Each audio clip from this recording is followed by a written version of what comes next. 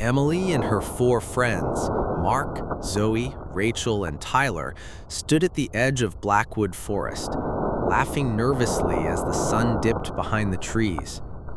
The air was thick with dusk, and despite the humor, there was unease in their eyes. Mark joked about the old stories of whispers and disappearing villagers, brushing it off with a smirk. But as they ventured further, their laughter faded.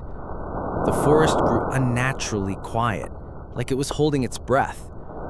The only sound left was a faint, constant whisper, too low to understand, but impossible to ignore. The deeper they walked, the more the forest changed. Leaves stopped rustling. No insects chirped. The silence became suffocating, until it broke with a whisper that danced around them, moving from one ear to another like something alive. Rachel spun around. "Did you hear that?" she asked, voice cracking. They weren't alone.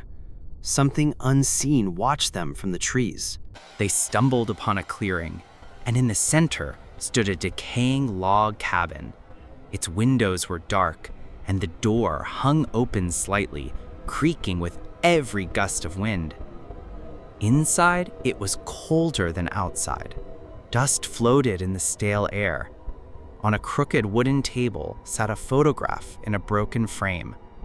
Zoe picked it up and screamed. It was a picture of them, standing in that very room, but behind them stood a tall, faceless shadow. The whispers erupted into deep growls that shook the walls. The lights flickered, though no source of electricity was present. From the darkest corner of the room, the shadow from the photo began to stretch and form. It grew taller, blacker than the night, featureless but somehow staring at them. A guttural voice filled the cabin, sounding like it came from inside their own heads. "You shouldn't have come."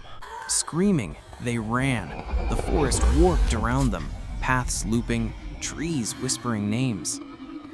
Emily tripped outside the cabin.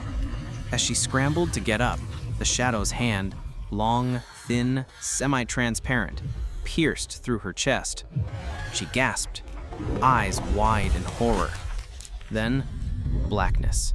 Emily opened her eyes. Morning light filtered through the trees. The cabin was gone. The clearing was untouched, as if nothing had ever been there. She called for her friends.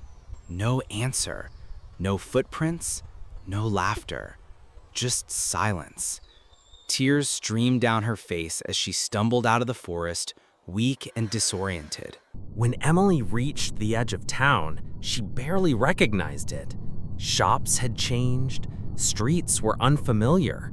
A stranger recognized her and gasped, "You went missing 10 years ago." Emily stood frozen, the whisper still echoing faintly in her ears. "You shouldn't have come."